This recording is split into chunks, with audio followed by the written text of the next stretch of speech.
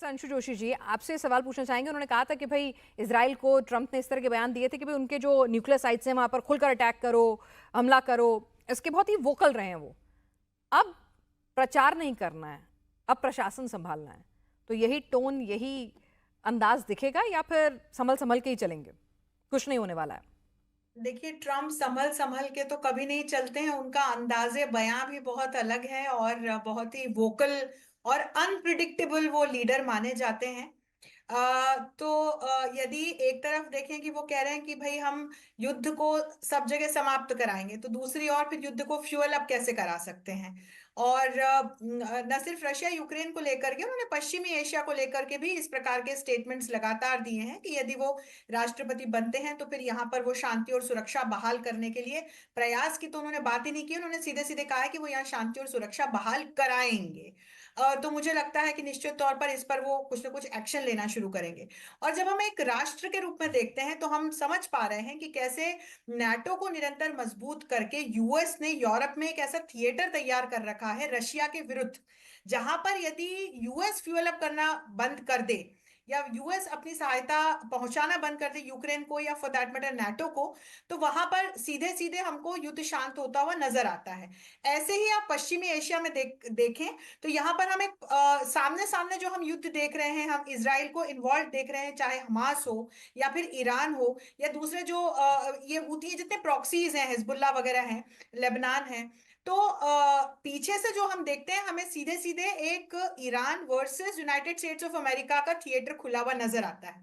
तो जब ट्रम्प अब राष्ट्रपति बनेंगे तो इस यहाँ ये जो नीति अभी तक बाइडन ने अपना रखी थी, बाइडन के शासनकाल में इन सारे कॉन्फ्लिक्ट्स में अमेरिका ने, न सिर्फ ये कॉन्फ्लिक्ट शुरू हुए उनके शासनकाल में, इन सारे कॉन्फ्लिक्ट्स में अमेरिका ने बढ़ चढ़ के हिस्सा लिया है। तो ट्रम्प जब राष्ट्रपति बनेंगे तो मुझे लगता है कि वो यहाँ अपनी टाइज कट करेंगे। जो अभी अमेरिका जिस तरह से, चाहे इक्विपमेंट हो या फंडिंग हो या जो ये पीछे से सहायता कर रहा है, वो सहायता जैसे ही कम होगी या बंद होगी तो निश्चित तौर पर धीरे धीरे करके ये सारे जो कॉन्फ्लिक्ट्स हैं ये हमें शांत होते हुए नजर आएंगे। तो वहां मुझे लगता है कि जो ट्रम्प ने किया है वो करके भी दिखाएं, ऐसी हमारी आशा भी और ये वोटर्स की भी आशा है। क्योंकि बड़े पैमाने पर मुझे लगता है, सुबह एम्बेसडर सज्जनार और मैं एक चैनल पर ये चर्चा कर रहे थे हम्म। कि रेड अभी रेड ही दिख रहा है, ब्लू अभी ब्लू ही दिख रहा है, लेकिन उसके बाद हमने तेजी से चीजों को बदलते हुए देखा। हमने स्विंग स्टेट्स को ट्रम्प के फेवर में जाते हुए देखा। हम ये चर्चा कर ही रहे थे कि पेंसिल्वेनिया हुआ या for that matter north Carolina हुआ, जॉर्जिया हुआ, मिशिगन हुआ, एरिजोना हुआ, नेवाडा हुआ, ये जो स्विंग स्टेट्स हैं ये जिसको फेवर कर देंगे वहां पर हमें उसके उसका कहीं ना कहीं शासनकाल आता हुआ नजर आएगा। और अब ये एक स्थिति साफ है। हालांकि मैं अभी दिसंबर तक का इंतजार करना चाहूंगी जब इलेक्टोरल कॉलेज के हमारे रिजल्ट्स आ जाएं। क्योंकि हमने ये भी देखा है कि पॉपुलर वोट्स मिलने के बाद भी हमने हिलेरी क्लिंटन के केस में ऐसा देखा है, इलेक्टोरल कॉलेज में बहुमत प्राप्त करना भी उतना ही इसेंशियल है राष्ट्रपति चुने जाने के लिए। जी। पर लगता है कि स्थिति तो खैर बन ही गई है कि ट्रंप अब अगले राष्ट्रपति बनेंगे और अब चर्चाएं तो यही चल रही हैं कि राष्ट्रपति बन के क्या करेंगे। तो इट इज बिट अर्ली हालांकि, लेकिन हाँ, ट्रंप राष्ट्रपति बने तो एक तो मुझे शांति और सुरक्षा बहाल होती हुई नजर आती है।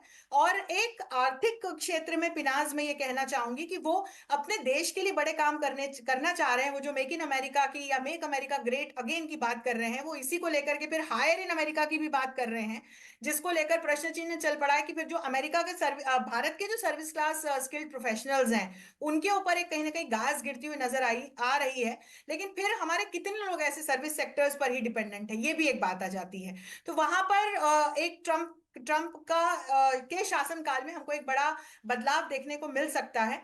लेकिन विदेश नीति की दृष्टि से, और आपने जो मुझसे प्रश्न पूछा कि जो ये पश्चिम एशिया वाला क्षेत्र है, अमेरिका के राष्ट्रपति बनने के बाद मुझे यहाँ पर स्थितियां बेहतर होती हुई दिखाई पड़ती हैं। चलिए, तो वो कह रहे हैं कि भाई ठीक है, यूक्रेन को, हालांकि उन्होंने देखिए चुनाव प्रचार में तो डायलॉग चलते हैं, तो उन्होंने कह दिया था एक फोन जेलेंस्की को करूंगा, एक फोन पुतिन को करूंगा, 24 घंटे में जंग जो है खत्म हो जाएगी। तो ऐसा होता तो नहीं है। तो फंडिंग बंद करूंगा एक एक फोन कॉल करके, तो उसके बाद शायद जंग जो है अपने आप, जब कहेंगे फ्यूल ही नहीं मिलेगा तो फिर कहां से चलेगी। लेकिन ईरान वाला जो मुद्दा है, अमित सिंह जी, डॉक्टर अमित सिंह जी, ईरान वाले फ्रंट पर चलिए, रशिया से अच्छे संबंध हैं, पुतिन जी से अच्छे संबंध हैं आपके, आप वहां मैनेज कर सकते हैं, जेलेंस्की को फंडिंग कम कर सकते हैं।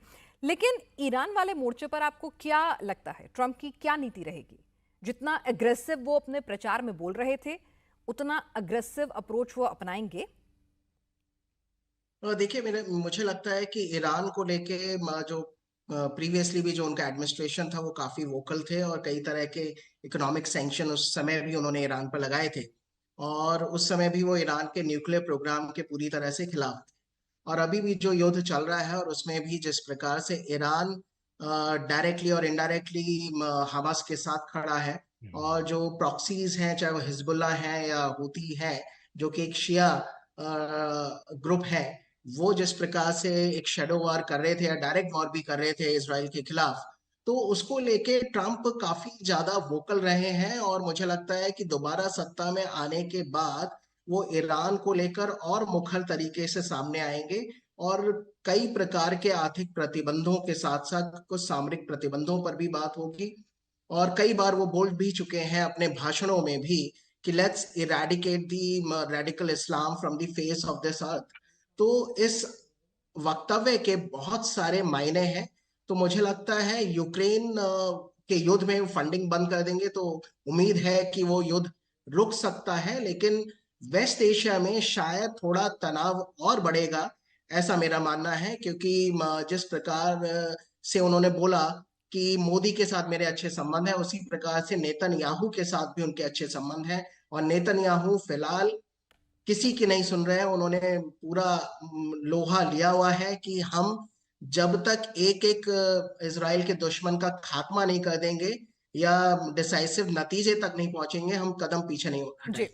तो मुझे ठीक। लगता है ईरान को लेके सूरत जो है वो और बिगड़ सकती है, उस पर और प्रतिबंध लग सकते हैं, बल्कि कई और मुल्कों को प्रेशराइज किया जा सकता है कि आप ईरान के साथ अपने संबंधों की कटौती कीजिए, जिसमें भारत भी शामिल होगा। और भारत क्या स्टैंड लेगा उस समय, वो देखना बड़ा ही इंटरेस्टिंग होगा। क्योंकि हम लोगों के बड़े अच्छे संबंध हैं, और हम काफी इश्यूज में या ईंधन की बात की जाए तो डिपेंडेंट भी हैं ईरान के ऑयल के ऊपर।